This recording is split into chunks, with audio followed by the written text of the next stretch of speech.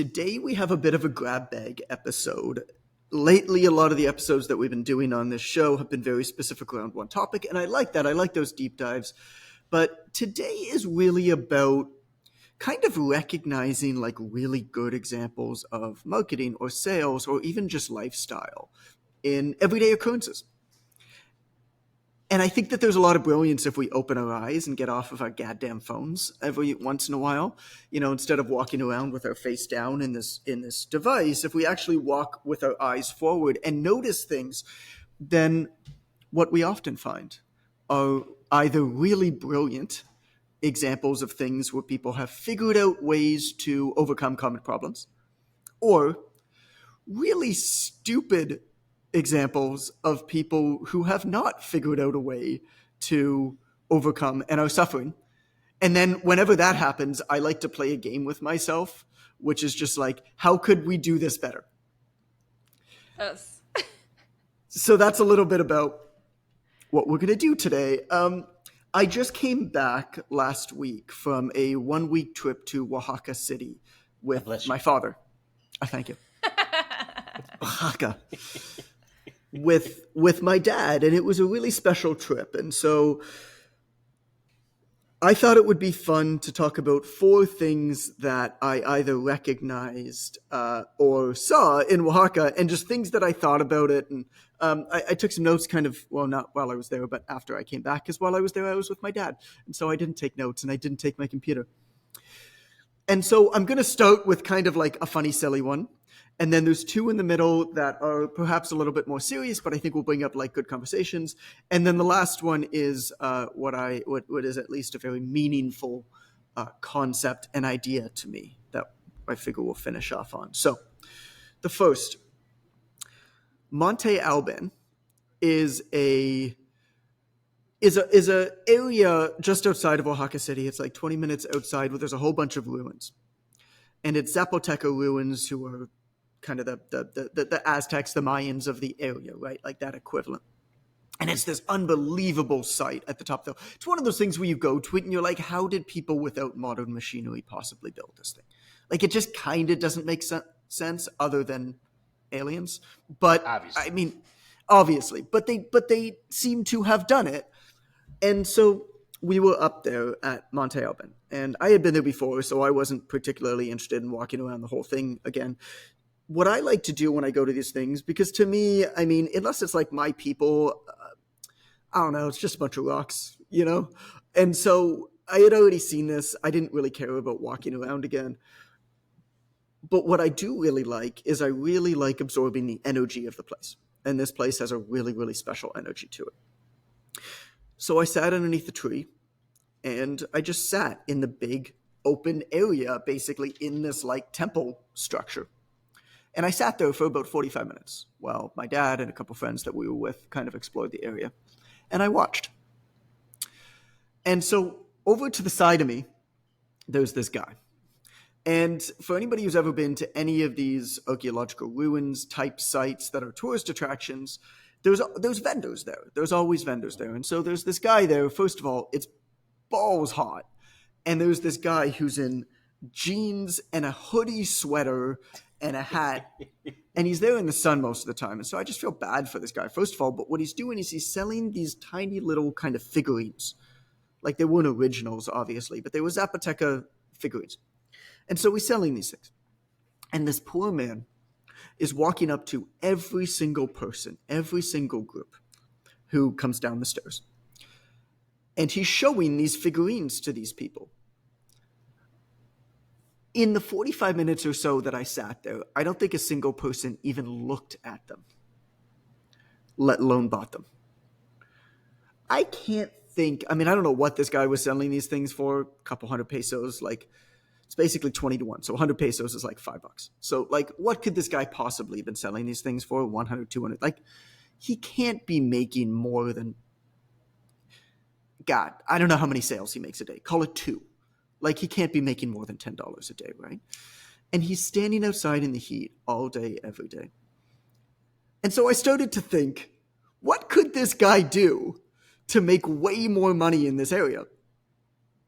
And so here's where I had some fun. Because what I also noticed by sitting there was how dumb tourists are. Because inevitably, when you get to any of these things, people want to take goofy pictures in them.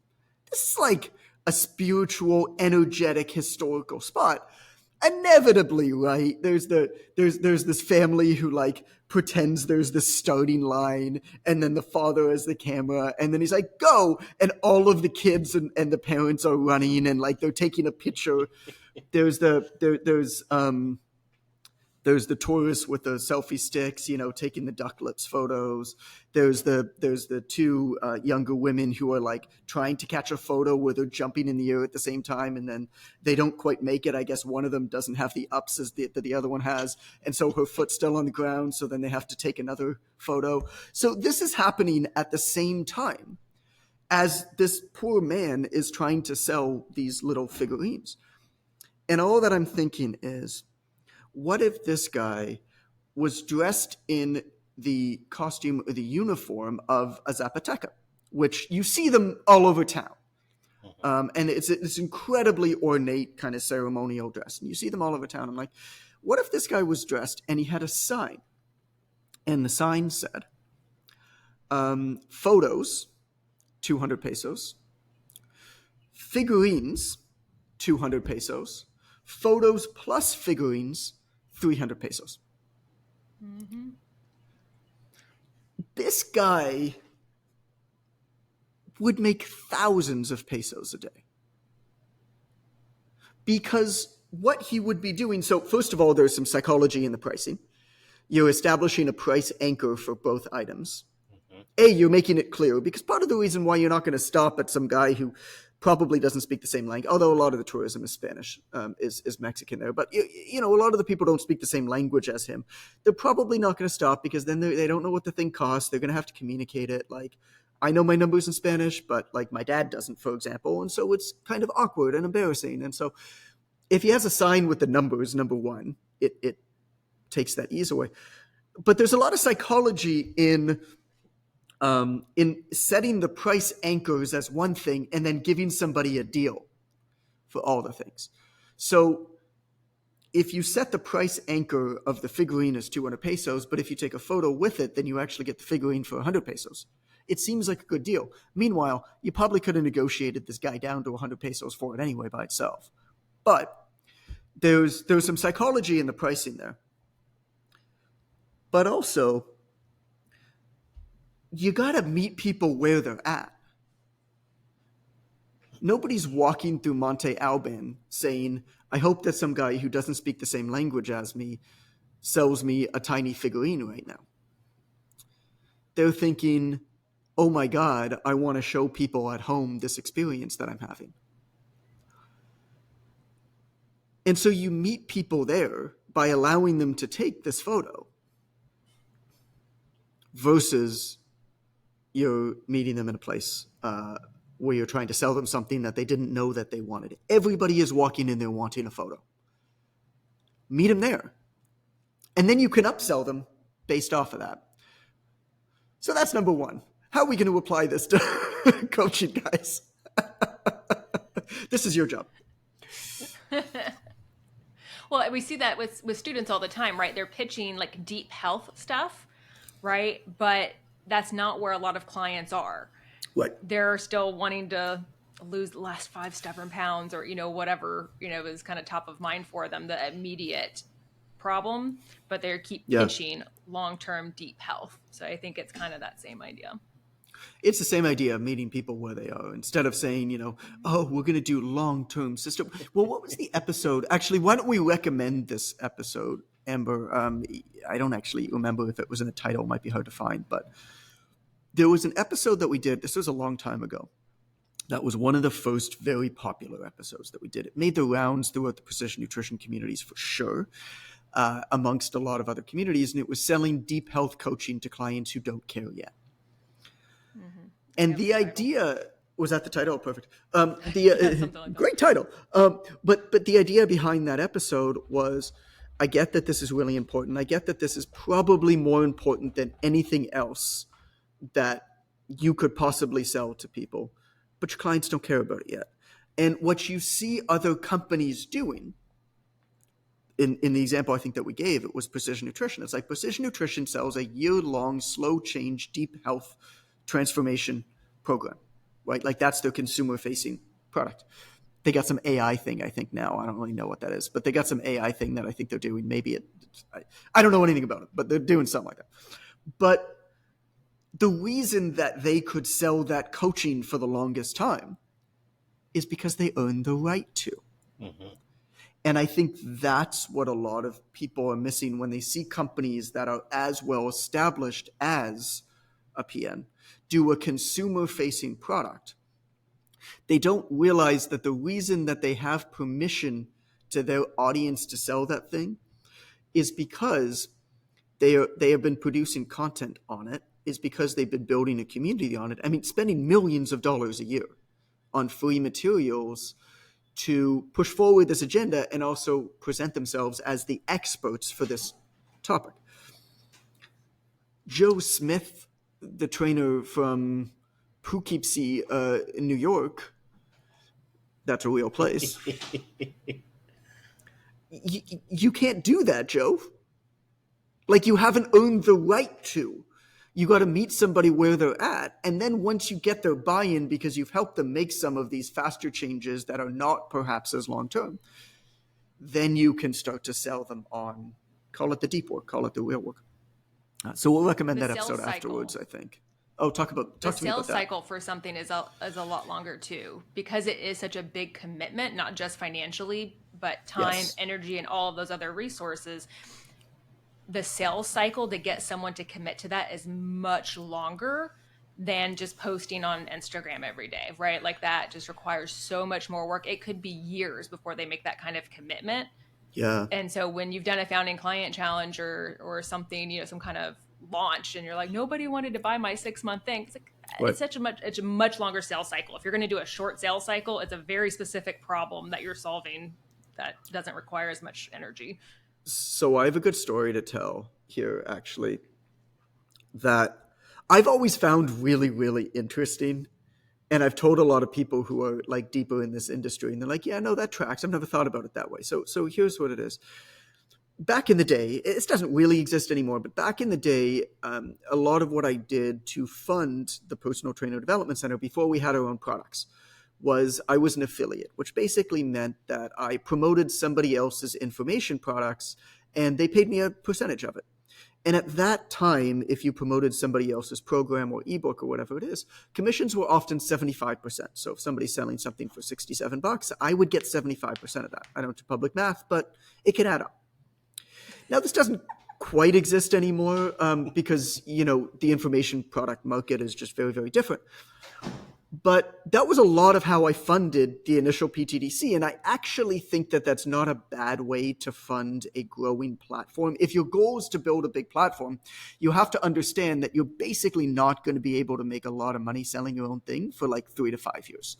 So you need to figure out a way to fund that while you're building up.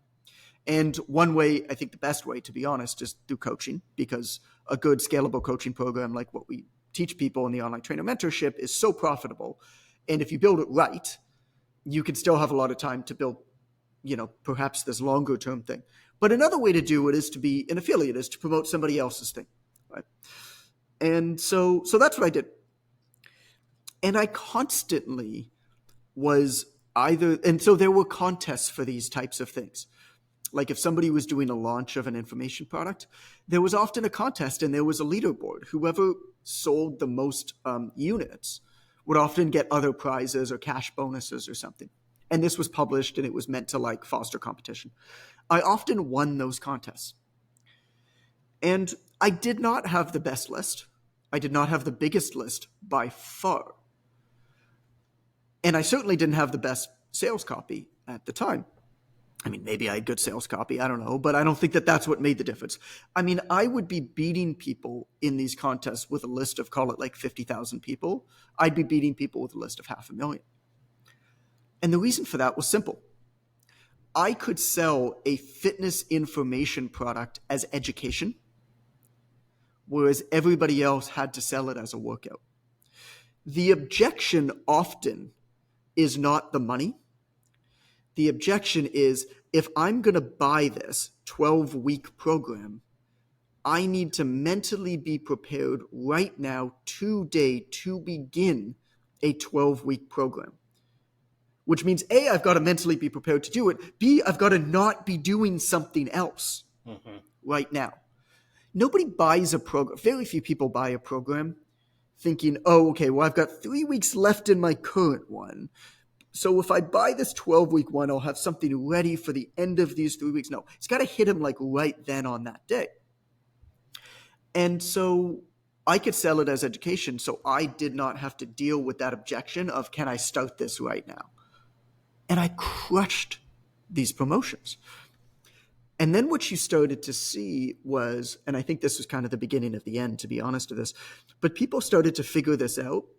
And so then what they started to do was, instead of selling programs that actually got people results, they sold things like books of finishers. They sold things like mobility guides. Because what they found was that you could sell these things, and anybody, no matter where they are in their program, could buy them as an add-on, as an addition. And so the lesson to take from this is, again, meet them while they're at. The sculpture selling dude at Monte Albán, same principle. On the front end, the best way to engage somebody initially is going to be through something that's going to be some sort of an additive to whatever they're already doing, that doesn't require them to make a commitment to themselves for a long period of time. So that's why the best freebies, the best content upgrades, the best ethical bribes, whatever you want to call them, exchange for email, engagement in a conversation, however you want to use this thing, the best ones are always going to be protein breakfast guides, smoothie guides, metabolic finishers, mobility guides. They're always going to be those things. The biggest mistake that people make is they try to do too much. They try to give too much with these things. You will have a tiny one-page PDF of 5 ab finishers to make your abs burn or your butt burn or whatever it is. You're going to have a better conversion on that to get somebody's email, to get somebody to have a conversation about your coaching, than you will a full 12-week program with videos.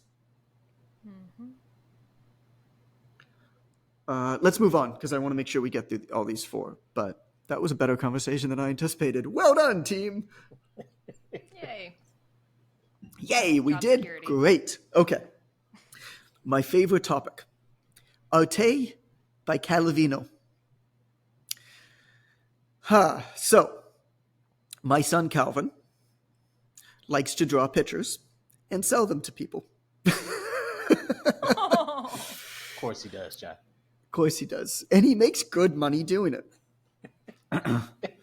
So it started last Valentine's Day, where he actually drew a whole ton of Valentine's Day cards here in Mexico. And he had a box that he walked with, and on the front of the box was a sign that said Arte by Calavino. 20 pesos, so 20 pesos. And he walked and he sold Valentine's cards to, like, everybody. Most people who didn't speak English. And he's done really, really well with it. He sells a lot of his art, right? Now, I'm his father, so I can say this. His art ain't no good. Like, like these pictures are not, you know? Objectively, it's not great. This is not going to be this child's future. Okay. But he sells a lot of art. And he's done this the last couple of days too, here in Mexico. Okay. Put a pin in that. I'm going to return back to it. In Oaxaca, goes in tight. In Oaxaca, that's got to be offensive to your ears, listener. God bless you, John. In Reforma, which is like their basically art district, because Oaxaca, the art is incredible. Like, not just the food, the art is incredible. In the art district, Reforma, at night, the parents are often selling whatever things on the street. And what I noticed this time, what I didn't notice last time when I was there with Calvin, was there were a whole bunch of kids, like easily like 7 to 10 of them, you know, along a couple blocks, that had their art in front of them. And they couldn't have been older than Calvin. I mean, they were Calvin's age or younger. They were like 7, 8 or younger, right? And their art was better than Calvin's art. Like, way better. Like, these kids were pretty good. You know what I'm saying? Like, those sailboats, like, those palm trees, like, not bad. Like, I could tell that that's a palm tree. You know what I'm saying? Again, I never saw anybody even look at their art. And yet Calvin, who, may I remind you, his art is objectively worse. Just not good. Just than these little Mexican children's art, sells the hell out of this thing. Now, what does Calvin do different? These kids are sitting on the side of the road. Their art is laid out in front of them. They have no sign, and they don't speak a word of English. Calvin learned one phrase in Spanish, which I can't even remember how to say it. He speaks Spanish better than I. But Calvin went out of his way to learn one phrase in Spanish. Like, he asked us, and we asked people who speak Spanish here and translated it for him, which is, do you want to buy my art? And he walks up to people. And he walks up to people one by one. And he says, do you want to buy my art? In their language. And if they say no, which a lot of them do, he says gracias and smiles and walks away. Now, here's the other thing that Calvin does that's really smart.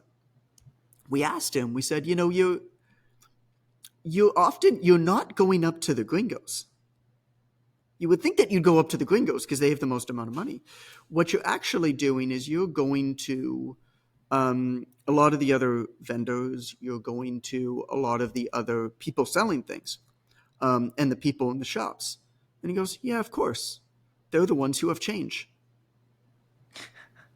It's like, God damn this kid, man. So here's your next book. Is Business Lessons from Calvin, right. 7-year-old. Right. So, be a great article series. I mean, what do we learn here? It ain't nothing new. Talk to people, goddammit. Doesn't matter if your product is better. If you talk to people, many will say no, but some will say yes. Now, how do you figure out who to talk to? Well, you work backwards from the action that you want them to take. What does somebody need in order to buy a 20 peso piece of art from a child? Well, they probably need change or lower bills. What do tourists and gringos very rarely have? Change or low bills.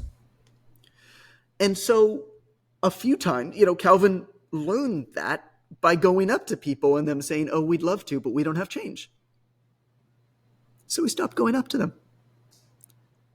And he started having success with one type of people, and so he kept going up to more of them. And in order to communicate with them, he learned how to say one phrase in their language. Man, it does not take much. I mean, these children in Reforma in Oaxaca, like, their parents all have phones. Many of them had phones, or their older siblings were often with them and they had phones. It would not be very difficult for them to plug into their phone in Spanish, would you like to buy my art? And have it translate to English. And for them to walk up to people.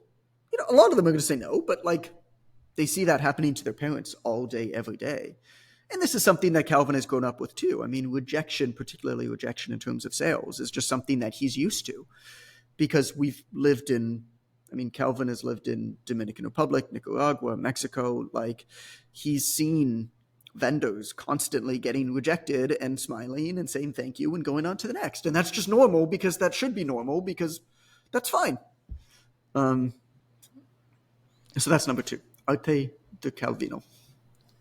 What's interesting to me about that too is what they're actually buying, right? Because the quality isn't what they're buying, it's the story. And so I would think that his sales, even if the tourist had change, that his sales are still going to be better by locals because they see this young kid who learned, a phrase in Spanish that, so there's a different story there versus with tourists who, may speak the same language as he does or whatever. Yeah. So the what they're actually buying is very different. I think there's a certain respect amongst the vendors for sure, seeing that. But I mean, Calvin could, like, you see Calvin walking down the street, like he could pass for a Mexican kid, like you would not. I mean, once he opens his mouth, you'd probably know that he wasn't. But that's what I mean. Yeah. But you could, when he's walking up to somebody, he could. What often the stores, what they'll often do is they'll hang it. They'll like put it up on the wall. Oh. That's awesome. Please tell me you took pictures of some of them doing that. I don't know. Maybe not. Maybe not. But you're right. I mean, that's a lot of what they're buying for sure. And like, don't get me wrong. If Calvin wasn't cute, would this work? Like, probably not. But what I thought was so interesting is not really that Calvin does it necessarily. It's the juxtaposition between these two stories and how these kids are just as cute as Calvin. I mean, cuter. These Zapoteca kids are so fucking cute, man. But their art was way better. Like, so think about that. Their work was objectively better than Calvin's is. But because they didn't talk to a human, they hoped that the human was going to notice them and come to them. Nobody paid attention. Big difference. Sometimes in sales, we lean too much on the product and we totally disregard the experience. And the experience, number one, is what the experience grants you the next sale, by the way. This is why so many people have trouble renewing. They think if they get the nuts and bolts of it right, if you said you want to lose 10 pounds, you lost 10 pounds, why are you leaving?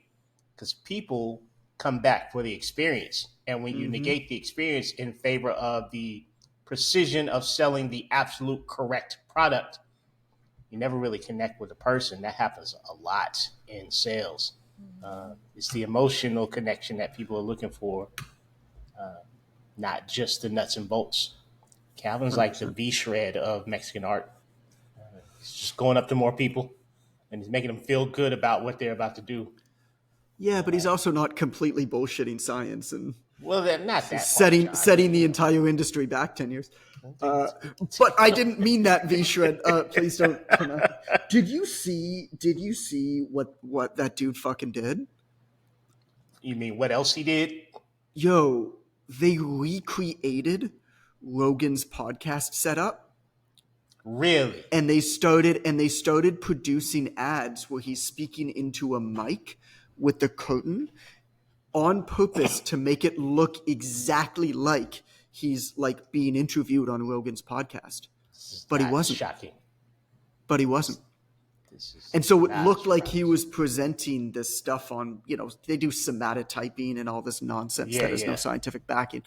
And they made it look like he was giving this information on Joe Rogan. How ridiculous is that? I've seen a lot of examples of that recently, and then with deepfakes, it's just going to get worse and worse and worse. But man, to have the gumption, to have the balls, to be willing to go so far out of your way to deceive.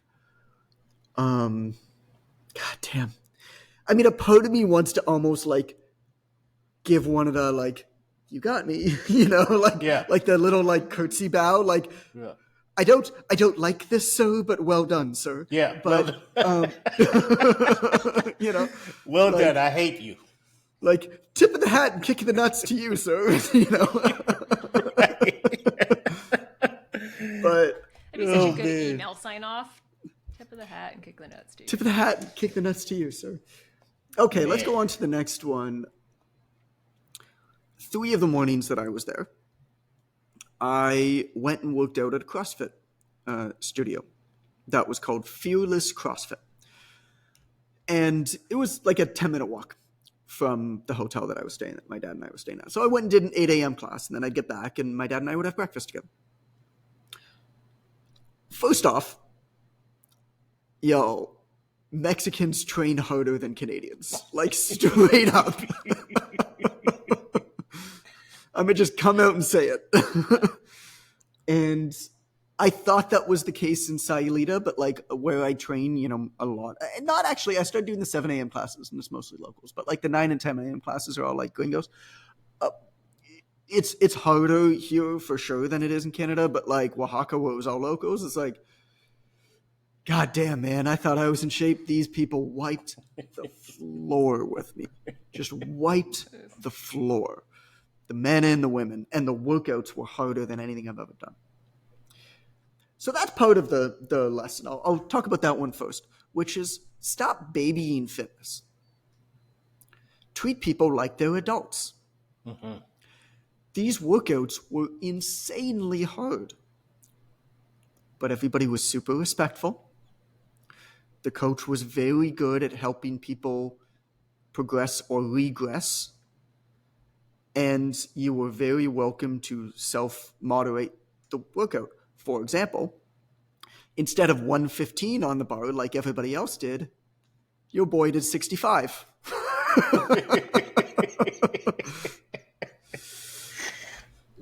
This is awesome.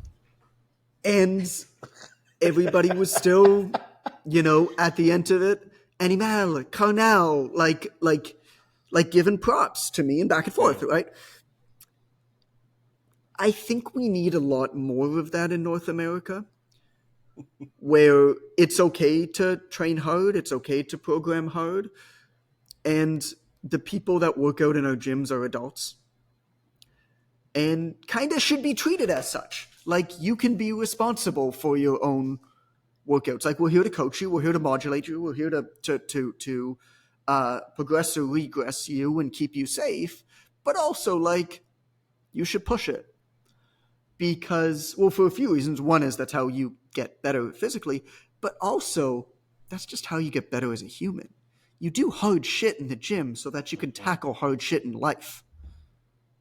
That's what we are really training for, isn't it? Physically, yes. I think that fitness is simply a process of becoming tolerant to your intolerances. Physically. And I also think it's the same mentally. When you do hard things with intensity in isolation in a constricted, contained period of time, you get stronger, you get stretched, and the next time it doesn't feel so hard, does it? Preaching to the choir here. But we kind of lost that, I think, a lot in the, hey, everybody, come join us, you can do this thing. And I think that it's cool to have an entry point and an on-ramp, but I also think that there was a bonding experience. There's something to be proud of. One of the biggest problems with gyms, with all gyms, is people leave. It's the churn. And the churn rate of gyms is exceptionally high. And I think part of that is that there's no community built, and there's no community built because the workouts aren't hard enough. Because when you do really hard things around other people, you get close to them. When I did Arctic camping in Greenland, 50 miles away from the closest human, and we had to hike into it, you bet your ass I felt close to those people. Because when you got to take a piss in the middle of the night in Greenland, outside of a tent, a lot of things don't seem as bad afterwards. You're offending the Southerners, John. So that's number one. But the second part about this experience is I really love fitness tourism. When we spoke about this a little bit back and forth on a post that I did, which is coaches should hire other coaches. Coaches should do other people's programs. I have learned more by hiring. I've hired over 15 of my own fitness coaches. And I've hired coaches. I hired a boxing coach in Mexico. I hired a jungle tack fit call it like movement patterns type coach in Costa Rica. I hired like a 5x5 Soviet barbell trainer in Montenegro. I hired an endurance coach in Greece. I mean, when you do these things, all you're doing is you're adding to your toolbox, and you're learning by doing, by experiencing. I did a photo shoot. I did a greased up photo shoot once. Why? Because I wanted to see what it was like. I wanted to experience. Now I know I'm never doing it again. Right. But you can never really know what somebody else is experiencing unless you've experienced it yourself. And you'll never really learn something unless you actually go through that action yourself. There's a lot of things that go beyond the books and the podcasts and whatever. And so over time, systematically, if you're serious about this industry, I think it's your responsibility to be a fitness tourist, to hire coaches of your own. You will learn more by doing that, by joining other people's programs. You'll learn more by hiring other coaches than you ever will by reading any book, by taking any course. There's no question in my mind. What was that comment that you left on the post? I thought it was a good one. Something to the extent of it at this point, 10 years into the industry, it's really sort of simple for me to be able to determine if a coach has never submitted themselves to coaching. They're just sort of in attitude and stop short of saying arrogance about them. They're just a little bit less tolerant of a lot of things when they haven't recently or frequently been on the other side of a coaching experience. It's kind of easy to tell. And we experienced that quite a bit with OTC. So a lot of those coaches that we were coaching through that program, it was clearly the first time that they had ever been coached by someone other than themselves. So OTC, for anybody who doesn't know, is for a relatively short period of time. I think we ran it for about 10 months. My company ran a fitness coaching program where our clients were personal trainers. And so we had about 700 clients total. Spun it up really quickly, had 8 coaches, I think. Ren was one of them. And yeah, we had about 700 clients, and we took them through workouts like they were clients. So just for some context. Because I'm really shitty with names. OTC was online trainer coaching. OTA is the online trainer academy. OTM is the online trainer mentorship. My team hated me because obviously anybody buying from us did not get this right. And the best part was OTC used to be the online trainer academy as well, because I used to call it like the online trainer certification. So there was even more confusion for that. Yeah. I guess what I'm saying is that if you're stressing out over your name, thinking that it's going to be the end of the world if you pick a bad one, let my experience be an example for you that it doesn't really matter, because my names are about as bad as they could ever be. Not getting better either. I know they're getting worse. It's like this post I put up on Instagram yesterday, where it's a post for programming and it's a call to action to like whatever comment, we'll send you this guide on programming. And I looked at it for a bit. It was like whatever, 700-800 comments or something. And I looked at it, and I kind of thought after it was up for a couple of hours, I'm like, and I wrote a comment. I can't remember exactly what it said, but it was something to the tune of, I feel like everybody else thinks that they need fancy pictures to do this type of thing.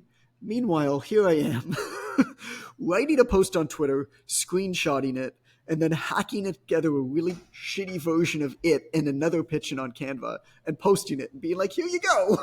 Yeah. Thanks for playing. And it works. Not a lot of graphic work went into that one, John, but it got the job done. Well, what's interesting is that if you study like old school copywriting and advertising, very often uglier works better than pretty. And there's a lot of kind of thoughts of why. Number one is, if you focus on pretty, you're probably focusing on the wrong thing. So you're taking attention away from the quality of the messaging. And at the end of the day, it's always going to be the quality of the messaging that's going to win. There's just no question. It's always going to be the quality of messaging. Now, quality of messaging plus good design is, of course, better, but oftentimes the good design takes away from the quality of the messaging. But the second, which I actually think more and more these days is going to be important and is already important, is just there's something about being real and being genuine and showing that through your efforts. And when we put pretty things that look like they're done by some, graphic designer somewhere in Indonesia, then it's like, all right, you're kind of trying a little bit too hard here to impress me, So anyway, people want to do business with people, not brands. And most people, like me, are really shitty at design, and that's fine. So, that's true to me. So that's what I'm going to do. Okay, let's go to the last one. This one's relatively short, guys, but this is the one where it's most meaningful to me.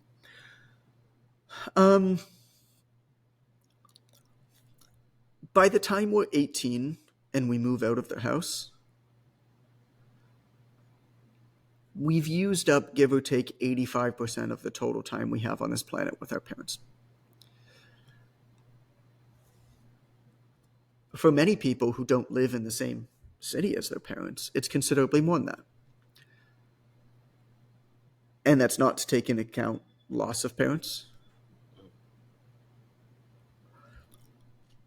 Now, there's, of course, other instances, like with you, Amber, and with me too, where we make a very concerted decision to live close to parents. Like, I live around the corner from my parents, Amber lives around the corner from her parents, and I see them multiple times a week, and I know you do too. But for most people, we've used up 85% of our time with our parents by the time we're 18. My God, man. That is a scary, scary stat.